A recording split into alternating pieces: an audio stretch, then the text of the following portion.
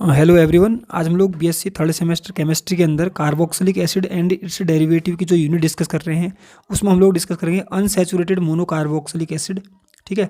अब सबसे पहले बता देता हूँ अनसैचुरेशन का मतलब क्या होता है, सबको पता होगा, जहाँ पर डबल बॉन्ड या ट्रिपल बॉन्ड हो। ठीक है। तो इस इन मॉलिक्यूल को आप देखो, यहाँ पर डबल बॉन्ड भी है, डबल बॉन्ड डबल बॉन्ड, तो इसलिए क्या बोला इनको अनसैचुरेटेड बोला कार्बोक्सिलिक एसिड, क्योंकि इसके साथ अंदर COH है। ठीक है। अब इनको क्या होता है, इनके इनके अंदर जो हमको पढ़ना है वो करना है alpha beta unsaturated carboxylic acid. अब जो COH होता है, इस COH को छोड़ के पहला कार्बन अल्फा होता है, दूसरा बीटा होता है। अल्फा और बीटा के बीच में क्या है, डबल बॉन्ड है। इसको क्या बोलते हैं, alpha beta unsaturated carboxylic acid. इसका जो पर्टिकुलर नेम हो गया एक्रिलिक एसिड, ये क्रोटोनिक एसिड है, ये सिनेमिक एसिड है। तो सब में देखोगे अल्फा और बीटा के बीच में क्या है, डबल बॉन्ड है। ठीक है। इनके बारे में पढ़ना है, ये बनते कैसे हैं, छोटा सा टॉपिक है, और इनकी केमिकल प्रॉपर्टीज कैसे हैं। तो देखो, सबसे पहले हमने लिया है जो हम पढ़ रहे हैं वो है एग्रोलिन लिया है। एग्रोलिन क्या होता है, एग्रोलिन CH2 डबल बॉन्ड CH ये क्या है, एल्डिहाइड है। ठीक है। एल्डिहाइड का कभी भी आप क्या करोगे, ऑक्सीडेशन करोगे ना टॉलेंस रिएजेंट के साथ, तो क्या बनता है, ये जो CHO ग्रुप होता है वो COH में कन्वर्ट हो जाता है। मतलब एल्डिहाइड किस में चेंज होता है, कार्बोक्सिलिक एसिड में चेंज हो जाता है। ठीक है। पहले मेथड इसमें क्या बन गया, एक्रिलिक एसिड बन गया। अब दूसरा देखो, आप अगर चाहते हो कि इसकी जगह में क्रोटोनिक एसिड बने, तो आप क्या करो, यहाँ पर CH, सिर्फ CH2 की जगह CH लो, और यहाँ पर CH3 ले लो बस। तो सेम टॉलेंस रिएजेंट के साथ रिएक्शन कर देना, तो क्या बन जाएगा, क्रोटोनिक एसिड बन जाएगा। ठीक है।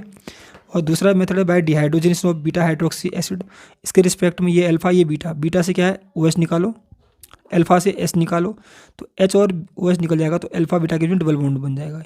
ठीक है। Alpha beta unsaturated carboxylic acid ये भी बन गया। अब देखो, HBZ रिएक्शन के थ्रू भी हम लोग ये अनसैचुरेटेड का मोनोकार्बोक्सिलिक एसिड को बना सकते हैं। HBZ रिएक्शन क्या होती है, इससे पहले डिस्कस किया है। तो इसमें क्या होगा, रेड फॉस्फोरस की प्रेजेंस में रिएक्शन करनी है ब्रोमीन के साथ, तो ब्रोमीन क्या करेगा, अल्फा पोजीशन पर जुड़ जाएगा, तो अल्फा पर Br जुड़ गया। ठीक है। तो ये हो गया अल्फा हेलोजनेशन। अब इसकी रिएक्शन किससे करनी है हमने, अल्कोहलिक KOH के साथ। तो उससे क्या होगा पता है, अल्कोहलिक KOH के साथ रिएक्शन करके, क्योंकि अल्कोहल की प्रेजेंस में कभी भी क्या होता है, एलिमिनेशन रिएक्शन होती है, इतना याद रखना। तो ये इसके रिस्पेक्ट में पहला अल्फा, ये बीटा, उसमें क्या होता है, बीटा से हाइड्रोजन निकल जाता है, बीटा से हाइड्रोजन निकलेगा, अल्फा से Br निकलेगा, तो क्या बन जाएगा, अल्फा और बीटा के बीच में डबल बॉन्ड बन जाएगा। ठीक है।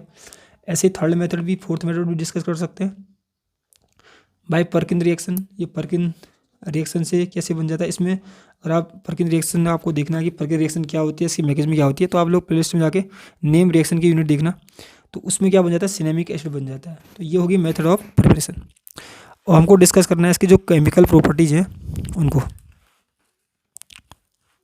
तो सबसे पहले जो केमिकल प्रॉपर्टीज में इसकी होती है इलेक्ट्रोफिलिक एडिशन रिएक्शन, क्योंकि सभी के सभी अल्फा बीटा अनसैचुरेटेड एसिड में क्या डबल बॉन्ड होता है, और जहाँ पर भी डबल बॉन्ड होता है सिंपल बात है एडिशन रिएक्शन तो होगा। ठीक है। अब यहाँ पर क्या है, यहाँ तो दोनों के दोनों Cl हैं, एक Cl यहाँ जुड़ेगा, एक Cl यहाँ पर जोड़ देना, कोई दिक्कत नहीं है। अब यहाँ पर थोड़ा ध्यान देना है, HBr है ना, इस S पर क्या होता है, पॉजिटिव चार्ज होता है, S पर पॉजिटिव चार्ज होता है, इस पर सबको पता होगा, Br पर माइनस चार्ज होता है। अब देखो, इसमें थोड़ा समझने की बात है कि हमको पॉजिटिव जो पार्ट है, पॉजिटिव वाला भाग है, वो कहाँ पर जोड़ना है, क्योंकि डबल बॉन्ड या तो यहाँ पर जुड़ेगा या तो यहाँ पर जुड़ेगा, और नेगेटिव वाला भाग भी या तो यहाँ पर जुड़ना है या तो यहाँ पर जोड़ सकते हैं। ठीक है। क्योंकि डबल बॉन्ड में ही एडिशन होता है। एक चीज़ मैं बता रहा हूँ, अगर इस बॉन्ड को मैं यहाँ को ब्रेक करूँ, इधर को ब्रेक करूँ ऐसे, पेन लिखने रही ऐसे, तो क्या आएगा, CH पर नेगेटिव आएगा। ठीक है। अगर यहाँ को ब्रेक करूँगा तो CH पर पॉजिटिव आएगा, क्योंकि ये जो नेगेटिव आएगा, या जब यहाँ को बॉन्ड ब्रेक करो तो जो नेगेटिव आएगा ना, यहाँ पर जो COH होता है, इसमें जो CO होता है ये विड्रॉइंग ग्रुप होता है, तो विड्रॉइंग ग्रुप के बगल में ये जो नेगेटिव बनेगा ना, ये रेजोनेंस स्टेबलाइज हो जाएगा। ठीक है। क्योंकि कार्बे एनाइन जो नेगेटिव चार्ज बनेगा कार्बन पर, उसको बोलेंगे कार्बे एनाइन। तो कार्बे एनाइन की स्टेबिलिटी को इलेक्ट्रॉन विड्रॉइंग ग्रुप क्या करते हैं, बढ़ाते हैं। ठीक है। तो नेगेटिव बढ़ाएंगे तो जिससे क्या आएगा, यहाँ पर नेगेटिव स्टेबल रहेगा पॉजिटिव के कंपेयर में, तो बॉन्ड यहाँ को ब्रेक किया तो नेगेटिव यहाँ पर रहेगा, तो नेगेटिव में क्या जुड़ेगा, सिंपल बात है पॉजिटिव, तो यहाँ पर क्या बन जाएगा CH2, और यहाँ पर नेगेटिव आएगा तो यहाँ पर पॉजिटिव आएगा।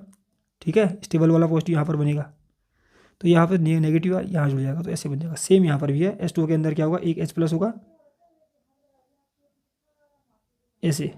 ठीक है। सेम वही ऊपर की तरफ बन जाएगा।